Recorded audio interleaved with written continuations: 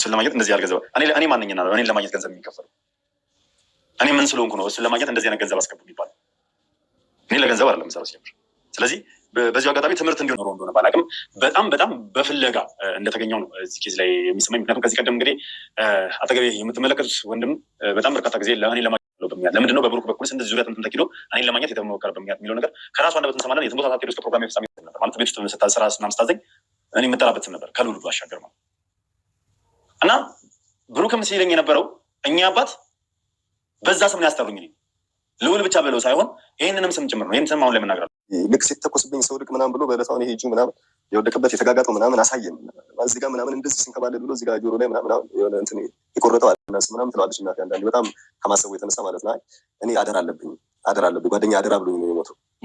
ተኩሰው ምናምን የያዝነውን ገንዘብ ከወሰዱ በኋላ እኔ ካመለጥኩ በኋላ ከዛ ከብዙ ደቂቃ ምናምን ቆይቼ ስመለስ ነፍሱ አልወጣችም ነበር እና ከዛ በቃ ልጆችን አደራ ባለቤቴን አደራ እንደኔ ሆነ ተንከባከብልኝ ብሎኛል። እኔ ትንሽ ግራ የገባኝ ማለት አሁንም ላገኘ የፈለግኩት ብሩክም ሲያናገረኝ ላገኛቸው ፈቃደኛ ሆንኩት። ውድ ቤተሰቦች እንድትረዱ የምፈልገው ቤት ውስጥ የምጠራበት ስም ነበረ። ያንን ስም ማወቁ ለእኔ ግራ አጋብቶኛል። የተወለድኩበትን ከተማ የእናቴን ከተማ ምንም የሚያገናኘው ነገር አለ ብዬ አላሰብኩም። ምክንያቱም አሁን በአባቱ ሞት ምክንያት ነው የተፈለግኩት እንዳለን ኦልሬዲ። አሰላሙ አለይኩም ወረህመቱላሂ ወበረካቱ። ውድና የተከበራችሁ ውድ ቤተሰቦቼ እንዴት ናችሁልኝ? እኔ ያለሁላችሁ አልሐምዱሊላህ። እናንተስ እንዴት ናችሁ? ረመዳን እንዴት ይዘዋችኋል? እንደውም ክርስቲያን ወገኖቼ ሰላም ብያለሁ። ሁላችሁም ባላችሁበት ሰላማችሁን ይብዛ። ለቤቴ አዲስ ከሆናችሁ ላይክ፣ ሰብስክራይብ ያደረጋችሁ አበረታቱኝ። ውድ ቤተሰቦቼ እነሆ ዛሬ በአዲስ ነገር መጥቼላችኋለሁ። ዛሬ አዲስ ነገር ትንሽ የሚከብድ ነገር ነው። እኔ የልዑል ጉዳይ እያሳሰበኝ ነው።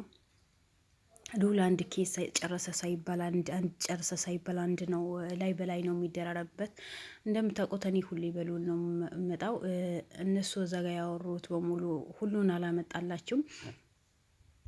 ነገራቶቹ ቀንጨብ አድርጌ ባጭሩ እንዳይሰለቻችሁ ነው ይዤ የምመጣው። የዛሬ ጉዳይ ደግሞ ልዑል ከብዙ ጊዜ ሲፈለግ የነበረ ጉዳይ ዛሬ ፊት ለፊት ብዙ ጊዜ ልዑልን ለማግኘት የውሸት የሆነ ኬዝ ይዘው ነው የሚመጡት የነበረው። ያ ኬዝ ሲፈተሽ ጊዜ ሁሌ የውሸት የሌለ ነገር ምንም ያልተፈጠረ ነገር ነው የሚያወሩት የነበረው። በመጨረሻ ብዙ ጊዜ ቢያንስ 3 ወር 4 ወር ምናምን ይሆነዋል።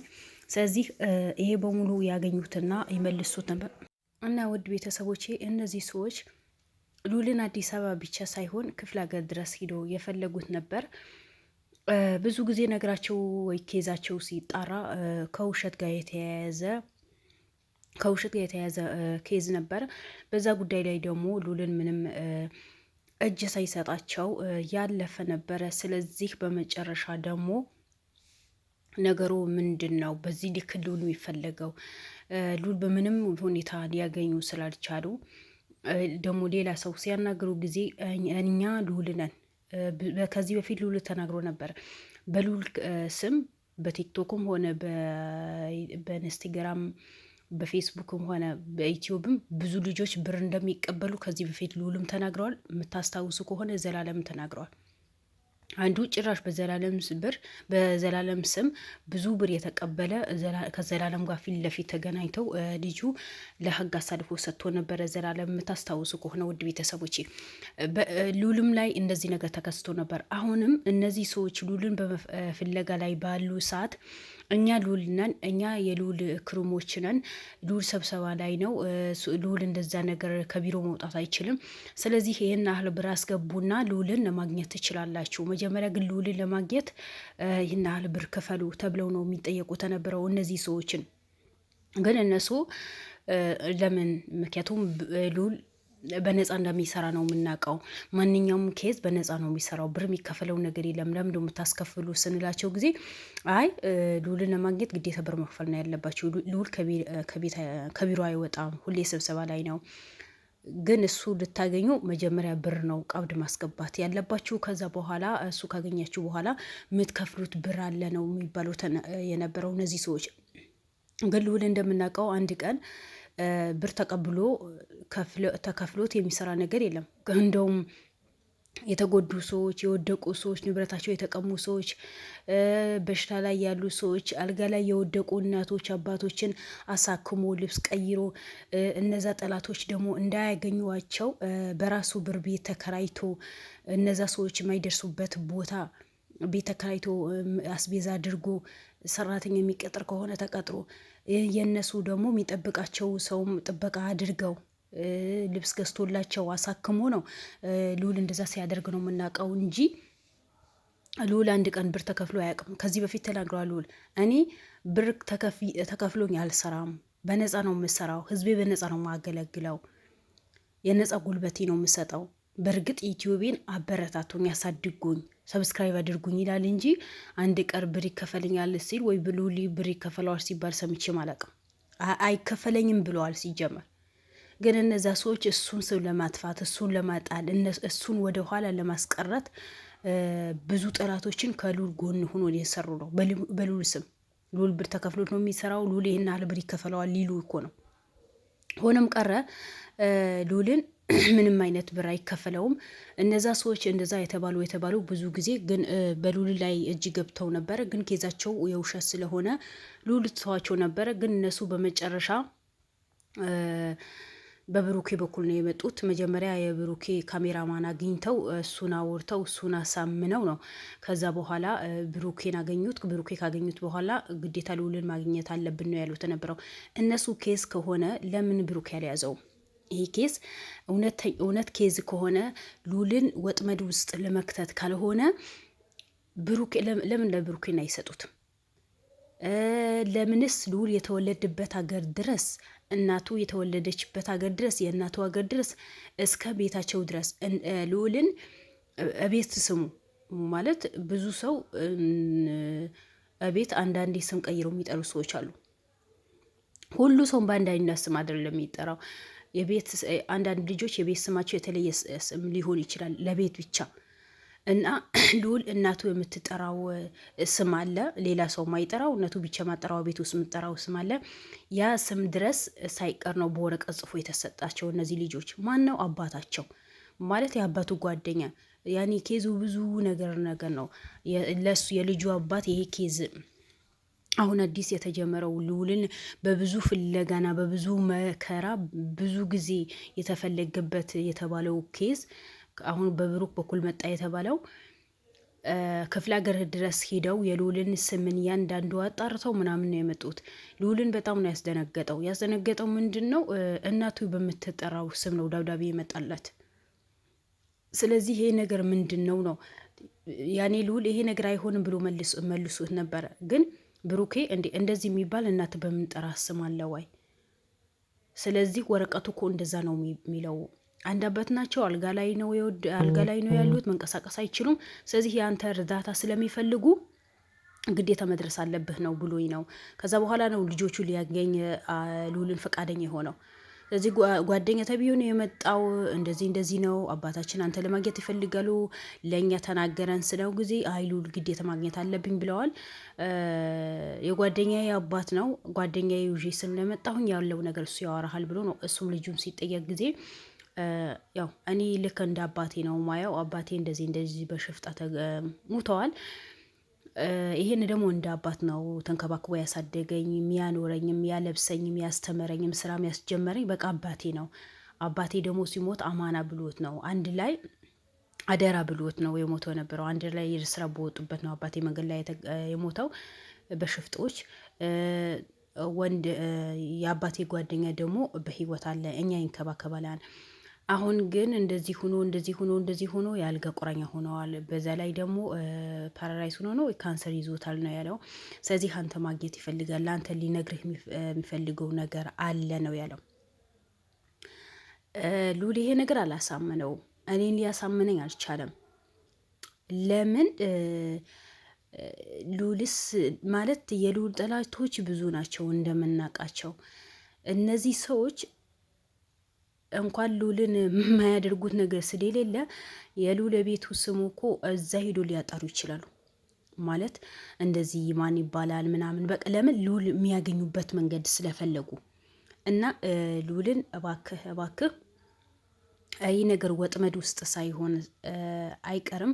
ስለዚህ ራስህን ጠብቀ በጣም ክሮሞችን ሆነ የብሩኬም ለዘላለም ክሮሞችን አደራጅታችሁ መሄድ አለብህ እንጂ እነዚህ ሰዎች እኔ በምንም ነገር ምንም አላማረኝም ነገሩ። ምክንያቱም ልጁ እኔ ብቻ አልሄድም ወጥመድ ሊሆን ይችላል። ኧረ የምን ወጥመድ? ብቻህን መሄድ ትችላለህ። አባቴ እኮ የአልጋ ቁራኛ ነው፣ ካልጋው መነሳት አይችልም። እዚህ ያመጣው ነበር ግን መንቀሳቀስ ስለማይችል ነው። እንዴት አድርጌ ላምጣው? እንዴት ወጥመድ ስንከትሃለን? የሆነ የድንጋጤ መንፈስ አለ አይደል? እንደዛ ነገር ነው ልጁ የተተባተበው፣ ልክ እንደኔ ማለት ነው። ስለዚህ ያ ስለሆነ ልዑል ወጥመድ ውስጥ መግባትህ ነው። ራስህን ጠብቅ። በጣም በጥንቃቄ መሄድ አለብን። ይህ የአቶ አሸናፊ የአቶ ኤፍሬም ስራ ሳይሆን አይቀርም። ምክንያቱም በቀኝ በግራ ከፊትህ ከኋላ ቢል ምንም አንተ ለማግኘት እጅ ውስጥ መግባት አልቻልክም። ብዙ ነገር አድርገዋል እና ያላቸው አማራጭ ክፍለ ሀገር ድረስ ሂደው እያንዳንዱ ማለት ማንም የማያውቀው ነገር አጣርተው መጥተው አንተ ወጥመድ ውስጥ ሊከቱን የፈለጉት። መጀመሪያ እዛ ከፖሊሶችን የህግ አካላቶች ሂደው ቤቱ መፈተሽ አለባቸው። ሲጀምር ከህግ አካላት እንጂ የብቻህን መሄድ የለብህም። ራስህን መጠበቅ አለብህ። በጣም ራስህን መጠበቅ አለብህ። አንተ ለማግባት በምታስብ ሰዓት የሆን በቃ ያኔ አሁን በሰርግ ወደሰታለሁ የልጄ ወግ ማረጋ ያለሁ ባለ ሰዓት እናትህ ሁሌ የሆነ እንከን አታጡም። ከኤልሳም እንደዚህ ዝግጅት ላይ በቅርብ እንጋባለን ሽማግሌ ምናምን ባልክ ሰዓት ነው ኤልሳ መጠፋችው። ያልሆነ ወጥመድ ውስጥ ገባ። አንተም ታማክ፣ አንተም ለመጣልም በዶክተሮችን በነርሶችን ምናምን ብዙ ነገር ተደርገሃል። አሁንም እንደዛ። ምክንያቱም ሚዲያ ላይ ወጥታችሁ አውርታችኋል። ቀለበት ላስር ነው ሊያገባ ነው ብላ እናትህ ተናገረች። ጠላት የሚበዛበት ሰው ደግሞ እንደዚህ ሴፍቲ የሆኑ ነገራቶችን ሚስጥር ነገራቶችን ብዙ ባታወራ ባይነኝ እኔ። ለምን ጠላቶች ይበዙብሃል? ለአንተ ደስታ የማይፈልጉ ሰዎች አሉ። አንተ ለመጣል የሚሞክሩ ሰዎች አሉ። እኔ እዛ ሰርግህ ቀን ብትናገር ወይ በኢትዮብ ላይ ብትገባ ወይም በዛ ቀን ቪዲዮ ቢለቀቅ ነው ደስ የሚለው ነበረው። ለምን ለአንተ ደስታ የማይፈልጉ ብዙ ጠላቶች አሉ። አንተ ለመጣል ማይተኙ ሰዎች አሉ። ቀንና ሌሊት ይለፋሉ። ምክንያቱም እነሱ የሰው ብር ዘርፈው ነው እንደፈለጉት የሚጨፍሩት። አንተ ግን በጉልበትህ ህይወትህን መስዋዕትነት ከፍለህ ቤተሰቦችን ህይወት መስዋዕትነት ከፍለህ ቤተሰቦችህን ሳያሳስቡ የሰውን ህይወት አሳስቡ የምትሰራ ጀግና ነህ። እነሱ ግን ያ ነገር አይፈልጉትም። ያንተ ደስታ አይፈልጉም። አንተ ለመጣል ነው ሁሌ ሆነ ብሎ የሚነሱት። እባክህ ልዑል ያለውን ነገር በጥንቃቄ ብታረግ ባይ ነኝ። እነዚህን ልጆች ምንም ነገራቸው አላመንኳቸውም። ከደብረ ብርሃን ነው የመጣ ነው፣ ከክፍለ ሀገር ነው የመጣ ነው። በደስቲ አብረን ተምረናል። የአልጋ ቁራኛ ሆነዋል። የእሱ መስዋዕት ለመክፈል ነው እንደዚህ ሆኖ ነው። ብቻ ውድ ቤተሰቦቼ ብዙ ነገር ነው ያወሩት። ያኔ እነሱ ያወሩትን በሙሉ እዚህ ጋር አምጥቼ ላወራላችሁ ብል ሰዓት ማይበቃኝም፣ ደቂቃም ይረዝማል። እናንተም ደግሞ ስልችት ሊላችሁ አልፈልግም። ስለዚህ እባክህ ልዑል ራስን መጠበቅ አለብህ። ውድ ቤተሰቦቼ ዱዓም ጸሎትም አድርጉለት ለልዑል። እነዚህ ሰዎች ሆነ ብሎ አሁንም ልዑል ለመጣሉ የተነሱት እንጂ ይሄ እውነተኛ እኔ ኬዝ አይመስለኝም። ምክንያቱም እውነት እንደ አባትም ሁሉ ነገር ሚስጥሩ የሚያካፍለው ከሆነ መናገር ይችል ነበርኩ። ልጄ ይህን ነው ልዑልን በዚህ ነው የምፈልገው፣ እንኳን እኔ ብሞት እንደዚህ ብለህ የልዑል ንገረው፣ ወይም ደብዳቤ ጽፎ ይሄ ነገር ለልዑልን ንገረው፣ ወይም ብቻ ብዙ ነገር ነበረ። ግን እነሱ ልዑልን ቀጥታ ወደዛ ሊሄድ ነው የፈለጉት። ቀጥታ እዛ ቤት ሊሄድ ነው የፈለጉት። ለምን? ምን ተዘጋጅቶለት ነው? ምን ወጥመድስ አዘጋጅተው ይሆናል? ከባድ ነገር ነው አይደል? ልዑል የኛ ጀግና ነህ። የብዙ እናቶችን እንባባሽ ነው።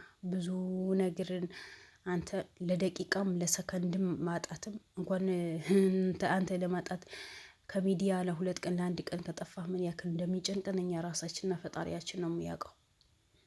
እና እነዚህ ሰዎች ሆነ ብለው ተደራጅተው የመጡ ነው የመሰለኝ። የኤፍሬም ሰዎች ናቸው፣ እርግጠኛ ነኝ የኤፍሬም ሰዎች ናቸው። እና እባክህ ወጥመድ ውስጥ እንዳትገባ። የድሮ ስም ያወቁት ወይስ እናቴ የምጠራው ስም ያወቁት ቤታችን ድረስ ሄዱ፣ ክፍለ ሀገር ድረስ ሄዱ። ይሄ ማንኛውም ጠላት ሄዶ የሚያጠራው ነገር እኮ ነው። እንኳን እነሱ ተውና አንተ ጥሩ ስለምትሰራ አንተም እኮ ሩቅ ቦታ ሂደህ እኮ ነው ነገራቶችን አጣርተህ መረጃ ሰብስበህ እኮ ነው ያ ሰው ኬዙ የምትጀምረው።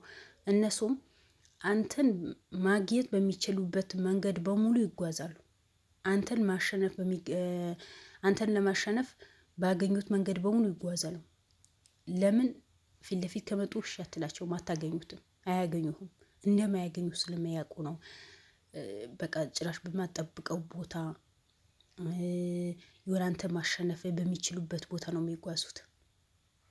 ስለዚህ እባክህ ወንድሜ አሁንም ራስህን መጠበቅ አለብህ።